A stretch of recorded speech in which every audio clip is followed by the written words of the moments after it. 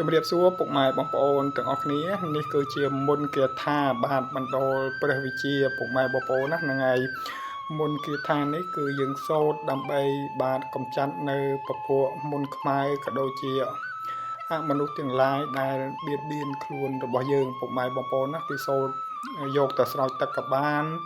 សូត្រគោះរុកក៏បានហើយនឹងសូត្របាទសម្រាប់ស្ដោះផ្លុំទៅលើអ្នកជំងឺក៏បានពុកម៉ែបងប្អូនណាហ្នឹងហើយគេសូត្រស្ដោះផ្លុំគឺសូត្រចំនួន7ចប់បាទ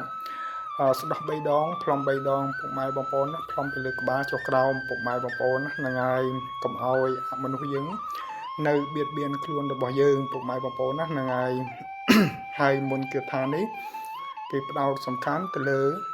បាទពពួកមុនខ្មៅឬក៏ពពួកអមនុស្សដែលបៀតបៀន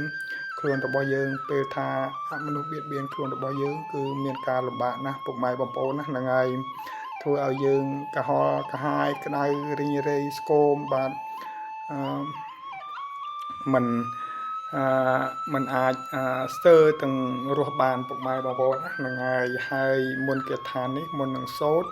គឺពុកម៉ែបងប្អូនសូត្រនៅនិមោពុទ្ធិយសទ្ធិចំនួន3ចប់ហើយយើងសូត្រនៅគាថានេះចំនួន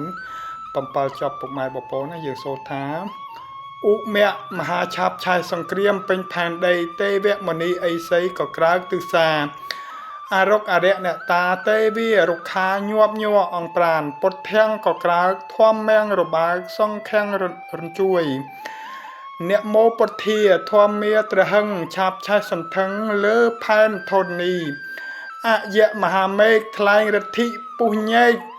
ភពផែនទិសាយៈសៈអាវុធសីឡាំង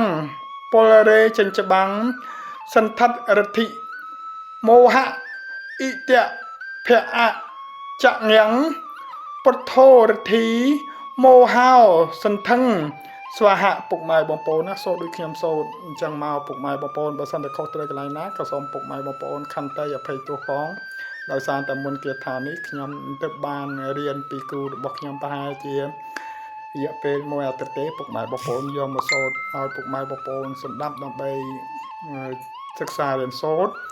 យកទៅប្រើជាប្រយោជន៍ដើម្បីជួយសង្គ្រោះអ្នកជំងឺដែលកំពុងតែមានការឈឺចាប់ដោយសារតែពពួក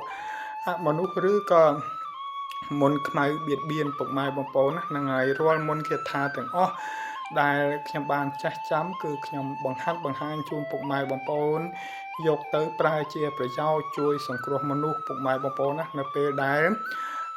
លោកកំពុងតែមានទុក្ខពុកម៉ែបងប្អូនណាហ្នឹងហើយព្រោះថាមនុស្សកំពុងតែមានទុក្ខគឺលំបាកខ្លួនណាស់បាទចង់តែដង្ហៅឲ្យអ្នកដទៃនឹងជួយខ្លួនបើសិនតែអាចជួយបានពុកម៉ែបងប្អូនណាហ្នឹងហើយយើងធ្វើនៅអំពើល្អបានច្រើននាំឲ្យយើងចម្រើនទាំងចិត្តចម្រើនទាំងកាយហើយនឹងចម្រើនទាំងក្រុមគ្រួសារមុខរបររកស៊ីទទួលទាននឹងបានហោហាយជាមិនខានបើសិនតែពុកម៉ែបងប្អូនយកទៅប្រព្រឹត្តនៅអំពើបានមិនត្រឹមត្រូវនាំឲ្យអន្តរាយដល់ខ្លួនរបស់យើងពុកម៉ែបងប្អូនណាហ្នឹងហើយសង្ឃឹមថាពុកម៉ែបងប្អូនអរគ្នានឹងចេះចាំហើយយកទៅប្រើជាប្រយោជន៍ឲ្យបានត្រឹមត្រូវពុកម៉ែបងប្អូនណាហ្នឹងហើយកុំឲ្យប្រើនៅក្នុងផ្លូវខុសនាំឲ្យអន្តរាយដល់ខ្លួនរបស់យើងផងអន្តរាយដល់ខ្លួនដទៃផងអរគុណពុកម៉ែបងប្អូនទាំងអស់គ្នាដែលតាមដាននិងទស្សនា